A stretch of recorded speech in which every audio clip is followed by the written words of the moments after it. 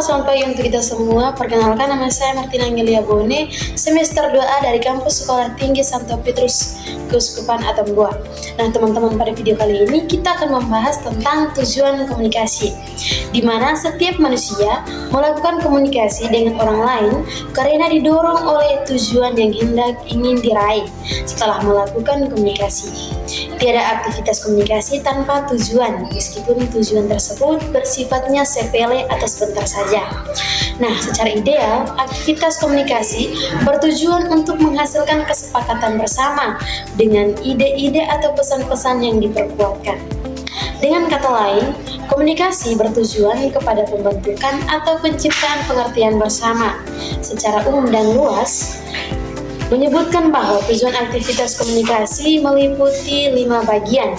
Nah, yang pertama adalah perubahan sikap, yang kedua adalah perubahan pendapat, dan yang ketiga adalah perubahan perilaku, perubahan sosial, dan yang terakhir adalah perubahan persepsi.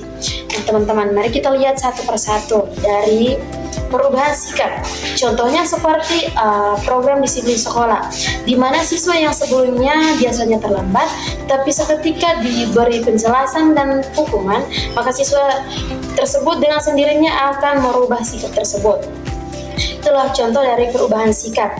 Nah, untuk yang kedua adalah perubahan pendapat.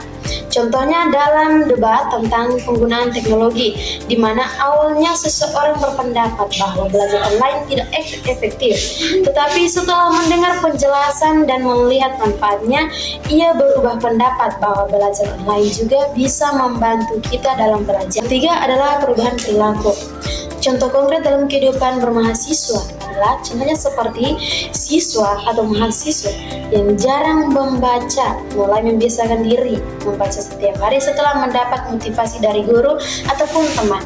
Ya, contoh itu sering terjadi dalam kehidupan kita, di mana awal-awalnya contohnya seperti kita tidak suka membaca buku, tetapi ketika kita diberi motivasi oleh guru ataupun diajak setiap hari oleh teman untuk membaca buku, maka dari situ hati kita tergerak untuk melakukan.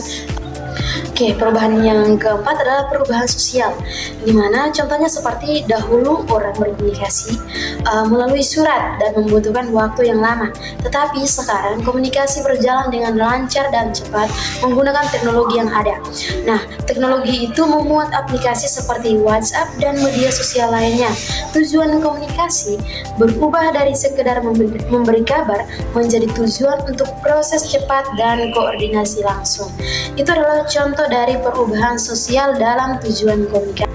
Nah, perubahan yang terakhir adalah perubahan persepsi. Nah, teman-teman, perubahan persepsi ini sering kita rasakan atau kita alami dalam perkuliahan ataupun pembelajaran di sekolah SMA, SD ataupun SMP, di mana seperti dosen ataupun guru membawakan suatu materi atau pembelajaran, kita merasa bahwa ajaran itu sangat-sangatlah sulit untuk kita mengerti, tetapi sebenarnya kita dapat mengerti dengan baik ketika kita mendengarkan penjelasan yang baik. Nah, contoh dalam kehidupan kita sehari-hari itu seperti saat berdiskusi. Ketika contohnya berdiskusi matematika, siswa merasa matematika itu sulit dan tidak gampang untuk dimengerti. Tetapi setelah berkomunikasi dengan guru dan teman-teman sebangku ataupun setempat, mereka cepat mengerti dan menganggap bahwa matematika adalah ilmu atau materi yang sangat-sangat penting yang dapat berguna di masa depan.